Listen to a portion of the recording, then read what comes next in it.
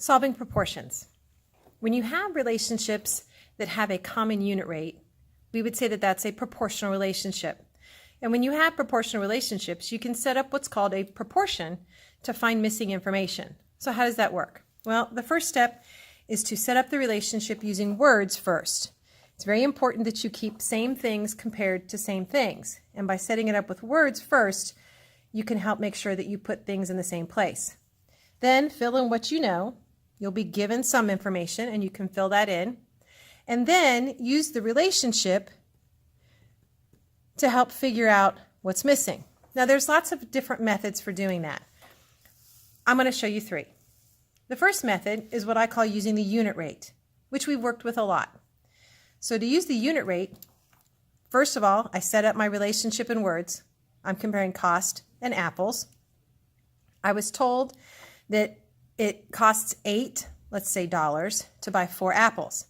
And I want to know what the cost is going to be for 10 apples. Well, if I figure out how much it costs for 1 apple, in other words, find the unit rate, so find how much for 1 apple, which would be 8 divided by 4, and that's 2. So it's going to cost me 2 for 1 apple. Well, if it's 2 for 1 apple, now I can work backwards to figure out how much it would be for 10 by multiplying that 1 by 10 and the 2 by 10, and I'll know that it's $20 for 10 apples using that unit rate. Another method would be to use basically equivalent fractions, which is something that you've been doing since probably 4th or 5th grade, is setting up fractions and making them equal to each other. So again, we have our comparison, our relationship in words, cost to hours. Whatever this is representing, it cost 60, let's say, dollars for 3 hours. I want to know if I have $240, how many hours could I pay for? So I'm setting up equivalent fractions. Remember, with equivalent fractions, we're looking for what am I multiplying or dividing one pair and use the same relationship for the other. So I just need to know, what am I doing with 60 so that it equals 240? Well, if you cover up these zeros, that might be a little easier to see that we're really saying what's the relationship between 6 and 24. Well, 6 times 4 is 24, so 60 times 4 gives me 240. Well, whatever you do to the top of a fraction, you have to do to the bottom of the fraction to keep it equal. So 3 times 4 would mean this is 12. So for $240, I can afford 12 hours of work.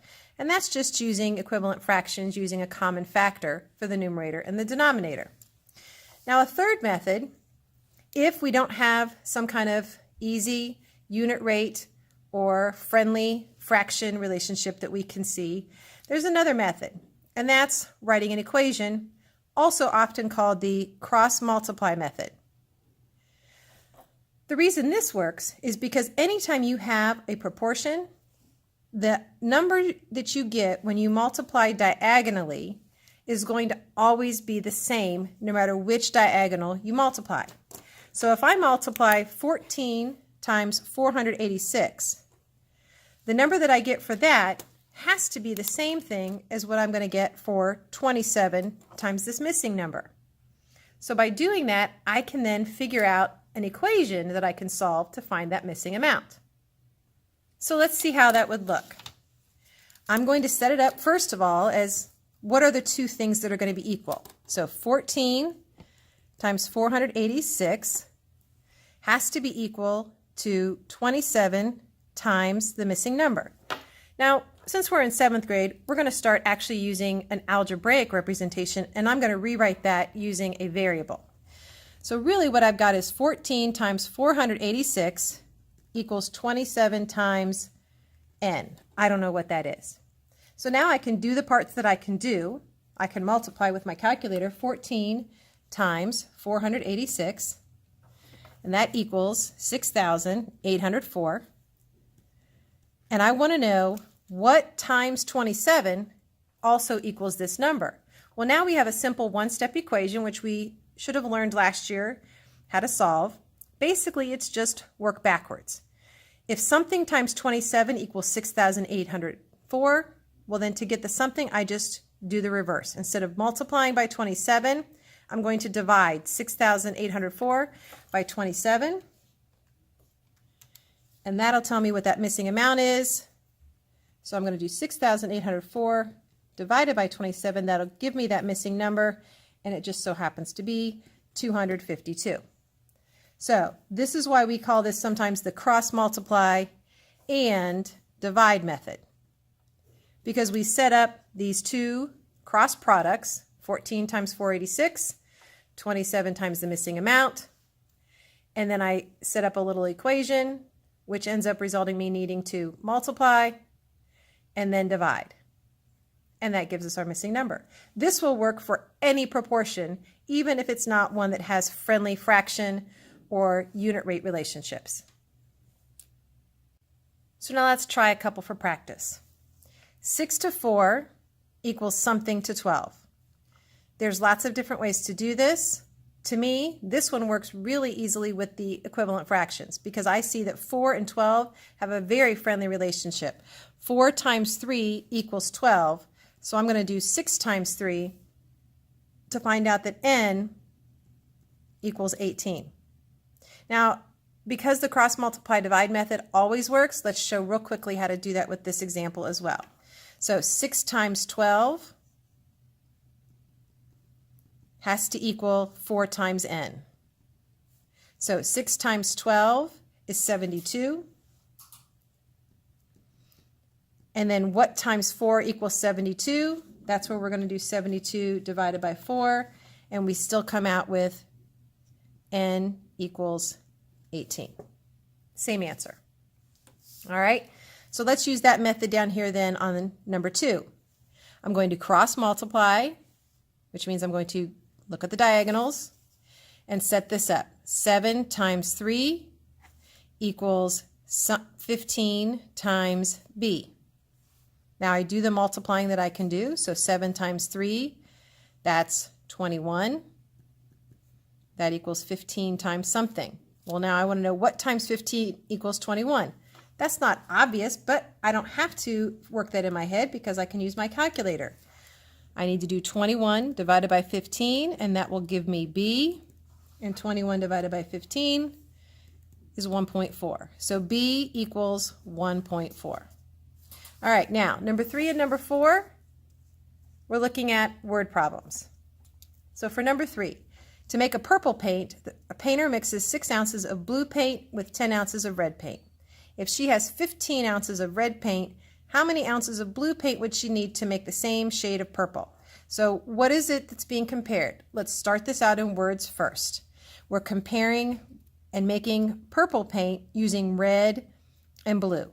So I'm going to compare 6 ounces of blue to 10 ounces of red.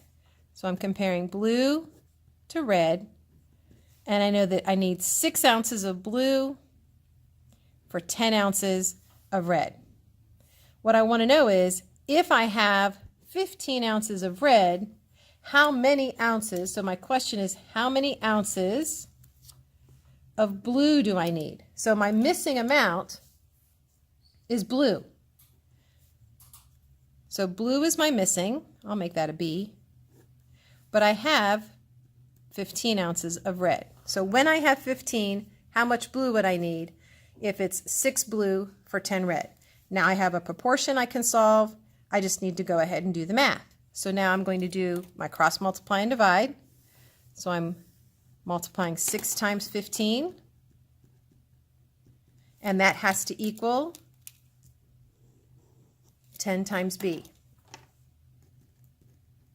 And now just do the math. 6 times 15 is 90, equals 10 times b.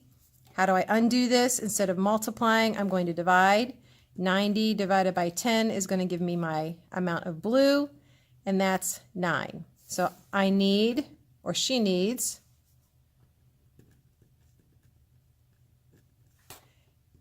9 ounces of blue.